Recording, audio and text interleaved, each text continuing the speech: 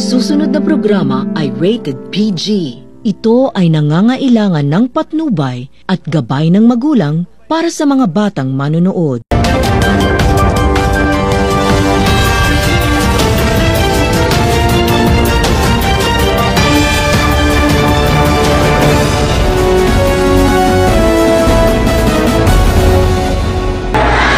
Magandang araw sa inyong lahat. Ako si Jason Carabos na maghahatid sa inyo ng balita.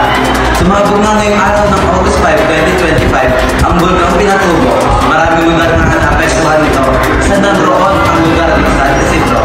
Nariyan si Jenny Calakman upang maghatid ng balita. Yes, maraming salamat, Jason. Narito ako ngayon sa San Isidro High School upang magbigay ng balita. Labis na naapektuhan ang paaralan ng San Isidro, hindi lamang ang mga estudyante at guro, ngunit pati na rin ang mga nasasaktan nito. Agad na pinalikas ang mga estudyante sa isang ligtas na lugar at pansamantalang isinuspende ang klase hanggat hindi pa maayos ang kalagayan ng lugar. Narito ang mga statement ng mga nagtatrabaho sa paaralan. Kasalukuyang pinapalikas ang mga estudyante sa paaralan.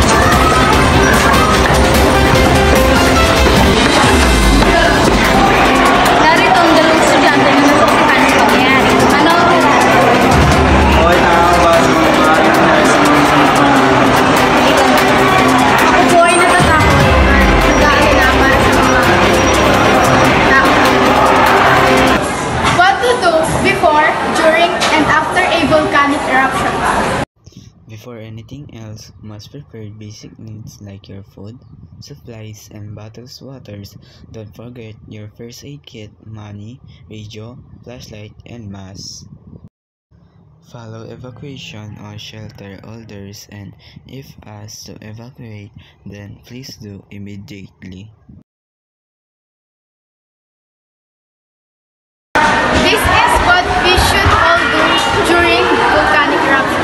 During a volcanic eruption, we should always close our door, windows, and others' house opening to avoid harmful substances like a volcanic ashes from entering your house. Inhalation of volcanic ash can be very detrimental to human health due to the harmful aerosols and poisonous gases ashes are made up of. Cover your nose and mouth with mask or towel when going outside to avoid breathing in the ashes. If ever an earthquake will occur during the eruption, cover your heads and immediately go outside. After a volcanic eruption. Let your family or relatives know that you are safe. Do not use faucet water for the meantime because it might have ashes on it. If there is no drinking water available, do not ever think that drinking from the faucet is safe because it is not.